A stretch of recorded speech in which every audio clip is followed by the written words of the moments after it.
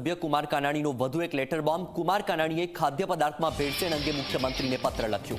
ભેળસેળ કરતા અને નકલી વસ્તુ બનાવતા લોકો સામે કાર્યવાહીની માંગ કરી છે। કડક કાર્યવાહી કરવા માટે મુખ્યમંત્રીને રજૂઆત કરવામાં આવી। પત્રમાં કડક કાયદો બનાવવા માટેની પણ માગણી કરી છે।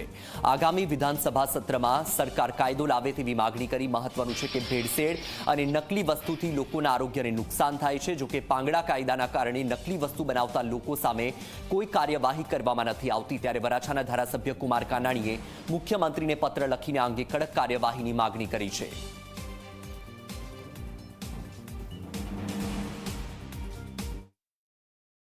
ખાદ્ય પદાર્થોમાં ભેળસેળને લઈને ધારાસભ્ય કુમારભાઈ દ્વારા એક પત્ર લખવામાં આવ્યો છે। હાલ આપણી સાથે કુમારભાઈ જોડાયા છે। જી કુમારભાઈ, એક પત્ર લખવાની જરૂરિયાત પડી, શા માટે? આપણે સૌ જાણીએ છીએ ઘણા સમયથી ખાદ્ય પદાર્થોની બનાવટો અને સામગ્રીઓનો ખૂબ જ મોટી ભેળસેળ થઈ રહી છે। હવે તો સંપૂર્ણપણે નકલી વસ્તુઓ બની રહી છે। ખાદ્ય પદાર્થની તમામ વસ્તુઓની અંદર ભેળસેળ થઈ રહી છે, નકલી બની રહી છે। એના સેમ્પલો લેવાય છે, સેમ્પલો ફેલ થાય છે। કાર્યવાહી શું થાય? અને દંડ આપવામાં આવે, છૂટી જાય તો શું લોકો ભેળસેળ કરતાં બંધ થઈ જવાના છે? આના માટે તો કડક કાર્યવાહી થવી જોઈએ, કડક કાયદો બનવો જોઈએ। સરકાર ખેત પેદાશોની અંદર જે દવાઓનો વપરાશ થાય છે એના કારણે કેન્સર જેવા ભયંકર રોગો થાય છે। એના માટે પ્રાકૃતિક ખેતીની વાતો આપણે કરીએ છીએ।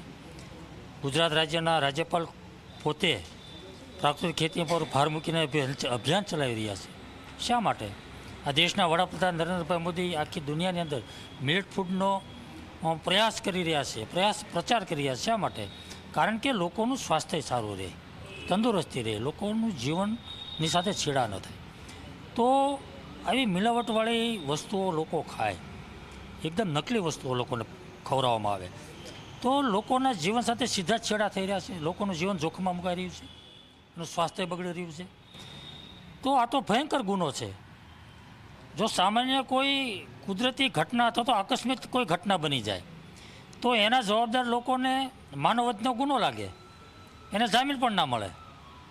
તો આ તો સીધા જ લોકોને મારવાનો પ્રયાસ થઈ રહ્યો છે, ઝેર જ અપાઈ રહી છે લોકોને।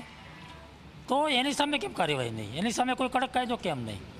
ને એટલા માટે મેં મુખ્યમંત્રીને પત્ર લખ્યો છે કે આ તો ભયંકર ગુનો છે, આની સામે કોઈ કાર્યવાહી થવી જોઈએ, આની સામે કડક કાયદો બનવો જોઈએ ને આવતી વિધાનસભાના સત્રની અંદર કડક કાયદો બને એવી મારી માગણી છે। તો આ તા કુમારભાઈ જેઓએ સ્પષ્ટપણે કહ્યું છે કે ભેળસેળ કરનારા જે તે લોકો સામે કડક કાયદો બનવો જોઈએ અને તેમની સામે કડકમાં કડક પગલાં લેવાની માંગ કરવામાં આવી છે।